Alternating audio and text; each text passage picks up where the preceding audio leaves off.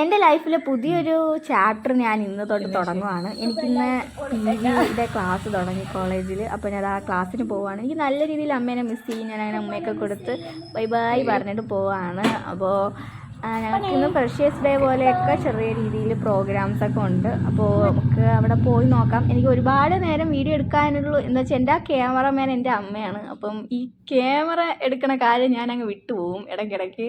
അതുകൊണ്ട് ഒരുപാട് വീഡിയോ ഒന്നും എനിക്ക് എടുത്ത് ഇങ്ങനെ കവർ ചെയ്യാൻ പറ്റിയില്ല. ഞാൻ എന്താ പറയുക ഇങ്ങനെ കോളേജും കൂടിയല്ലേ. അപ്പോൾ അതുകൊണ്ട് ഞാൻ അധികം ഇതൊക്കെയാണ് എൻ്റെ ഫ്രണ്ട്സുകൾ.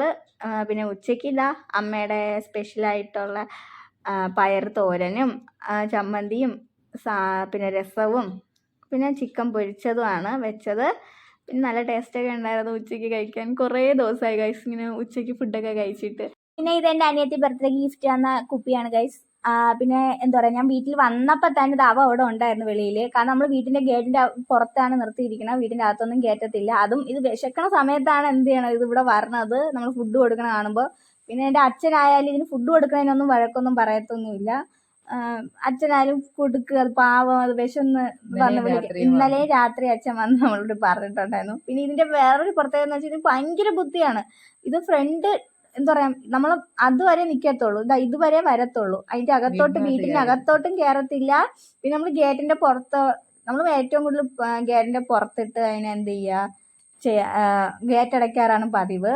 പിന്നെ കണ്ടല്ലോ, പൂച്ചയും പട്ടിയും ചേരത്തില്ല. പൂച്ചയാണെങ്കിൽ അടുത്ത് വന്നാൽ കടിക്കുമെന്നും പറഞ്ഞ് നിൽക്കുവാണ്. അതുകൊണ്ട് നമുക്ക് ഒരുമിച്ച് ഇതിനെ എന്ത് ചെയ്യാൻ പറ്റില്ല, വളർത്താനൊന്നും പറ്റുന്നില്ല.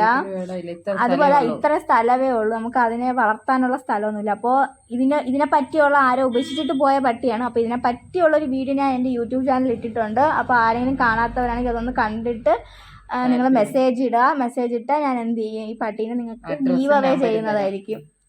അതുപോലെ തന്നെ അഡ്രസ്സൊക്കെ തരാം, നിങ്ങൾക്ക് കൊണ്ടുപോകാം. കാരണം ഇത് നോർമൽ പട്ടിയല്ല, നിങ്ങൾക്ക് കണ്ടാൽ അറിയാം, നമ്മൾ നാടൻ പട്ടിയൊന്നും അല്ല.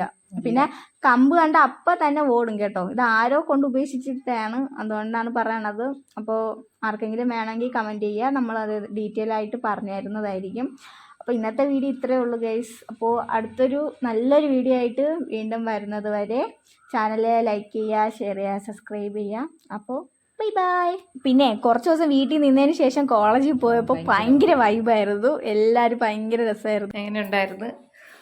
വളരെ നാട്ടുകളിയായിരുന്നു.